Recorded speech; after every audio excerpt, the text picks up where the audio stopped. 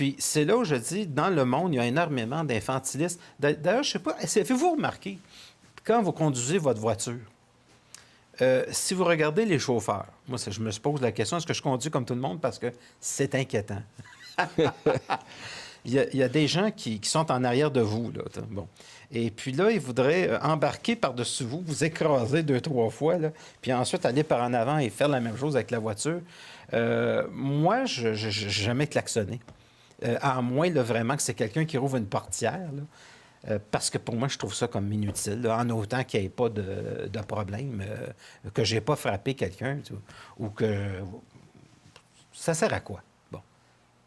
Euh, je regarde juste la méthode, les gens les conduisent comme ce côté enragé. Là. Ils s'identifient à leur véhicule, puis leur véhicule devient un moyen de communication. Moi, vous écrasez! Moi, ta voix! Le véhicule devient un moyen de communication. Tout Oui. ce que l'homme manipule peut devenir un moyen de communication. Oui, oui, oui. Selon l'état dans Oui. lequel il est. Oui, on peut s'en servir aussi bien pour créer quelque chose. C'est pareil avec l'Internet. On peut aussi bien se servir de l'Internet pour créer quelque chose d'extraordinaire qu'on peut s'en servir Par exemple, je pourrais prendre le coussin qui est là, vous le lancez, ça voudrait dire quelque chose dans un tel contexte. Hein, par S'il y a exemple? des plumes qui sortent, on peut toujours faire ça avec des oreillers. Oui, mais ça va avoir l'air étrange. Mais donc, c'est une communication. C'est ça. Oui, mais il y a des choses qui sont amusantes. Ce que je veux dire, c'est très difficile entre deux êtres humains de communiquer. C'est très difficile dans un groupe, puis même dans un beau party. Tout ce que touche l'humain devient un moyen de communication. En voilà une idée qui est véritablement merveilleuse.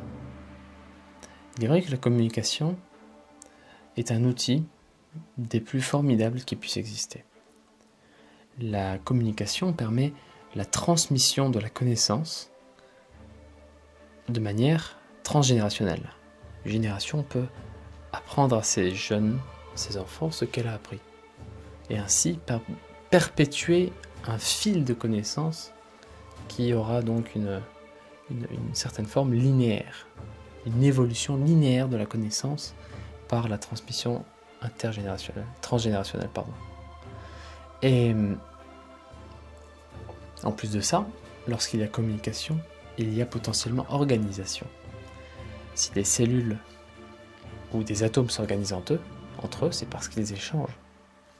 Une cellule échange au travers de liquides de liquides et de certaines accroches. Bon, c'est très biologique, je ne vais pas rentrer dans les détails. Parlons plutôt d'atomes. Les atomes s'organisent car ils échangent des électrons entre eux. C'est cet échange d'électrons qui permet à ces atomes de s'organiser en molécules. Un humain, c'est pareil. Il discute, il parle, il regarde, beaucoup de communication non verbale. Et ils en arrivent à une organisation, une société, un groupement, un village. La communication est un outil formidable. Formidable car il change complètement la donne en termes de ce qu'est capable de comprendre un être vivant. Mais maintenant, qui est-ce qui communique ? Si tout ce que touche l'humain peut devenir un moyen de communication,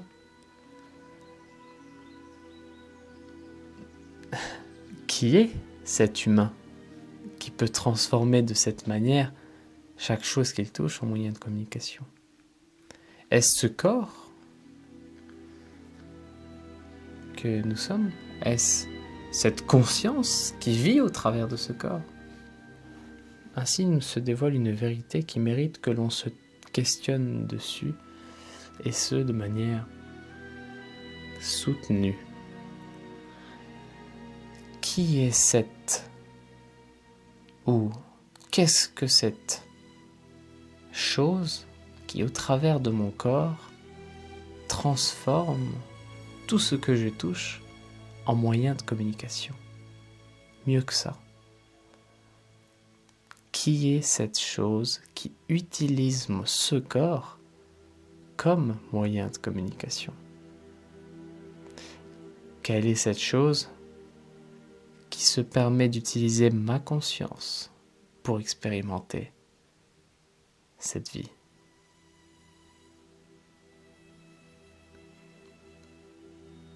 Je vous souhaite une merveilleuse journée, un bon week-end. Mais le temps ne compte pas. Il vit dans le présent, l'adepte vit dans le présent. Le présent nous est refusé à nous. Mais vous êtes au-delà du réel. Oui. Parce que seul le merveilleux est vrai dans cette affaire. Ah ça, vous avez raison. C'est la vérité même. Il n'y a rien de plus vrai que le merveilleux.